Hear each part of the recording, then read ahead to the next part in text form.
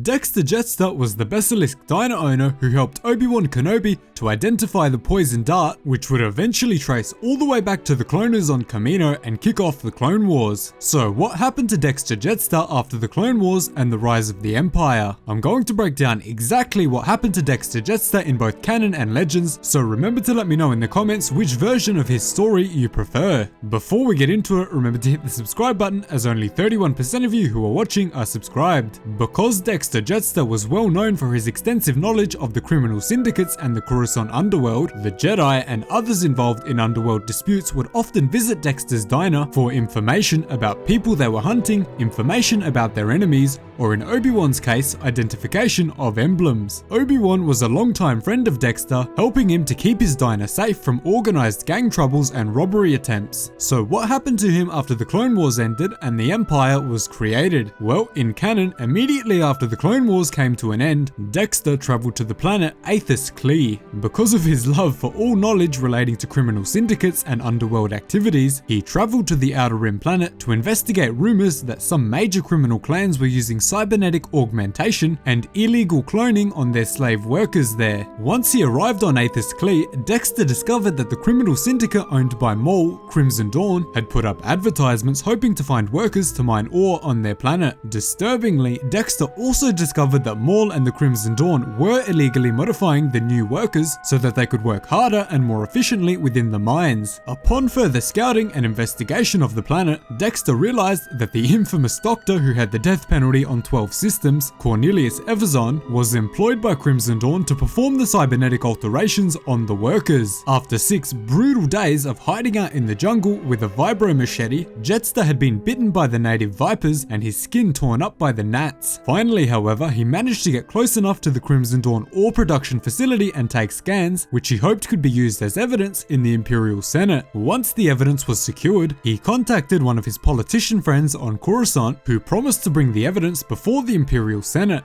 We don't know whether or not he actually did bring this matter before the Senate, but with Palpatine as Emperor, we can pretty much be sure that nothing was done about the use of slaves by Crimson Dawn. Although maybe Palpatine's hatred of Maul and desire to bring law and order to the galaxy meant that the Empire did crack down on the facility at a later date. Finally, we know from the Aftermath books that Dexter's Diner was defunct and out of business by the year 4 ABY. Sad to see, but hopefully he's still alive. Now in Legends, the story is much different. After the Great Jedi Purge had taken place, Dexter was one of the most wanted men in the Empire because he was a known collaborator of the Jedi Order. A former Jedi named Ferrus Olin visited his diner shortly after Order 66, only to find that it had been burnt to the ground and Dexter was missing. Because of Dexter's strong interest in all matters regarding the underworld of Coruscant, Ferrus Olin traveled to the lowest levels of the planet where he did eventually find Dexter. Dexter had joined a group known as the ERASED. The ERASED were a group of people who had tried to erase all records of their existence from the Imperial radar because they had all assisted the Jedi Order in some way or another before Order 66. Dexter eventually directed the Jedi Ferrus Olin to find another surviving Jedi named Phi Torana, but he stayed behind on the Coruscant underworld to help out in case any new fugitives of the Empire wanted to join the Erased group. Shortly after this, the Erased group rushed back to Jettster because Ferrus Olin had been captured. He gave the returning members an ARC 170 starfighter and a Jedi starfighter to take vengeance on the attackers and to rescue the captured Jedi. Following this, Dexter's hideout was attacked by the Empire and he unfortunately was shot during the incident. Luckily, he managed to survive the attack and make a full recovery in the coming months. Finally, the last time we see Dexter Jettster in Legends is when he says his goodbyes to the other members of the Erased group, leaving them to descend deeper into the underworld of Coruscant. What he plans to do in the darkest corners of Coruscant's lowest levels, we will never know. So that is exactly what happened to Dexter Jettster after the Clone Wars and Order 66. Let me know down below which version you prefer more, canon or Legends. Thanks so much for watching, remember to subscribe and check out the Sith Holocron merch in the description down below. Cheers guys, hope to see you in the next one.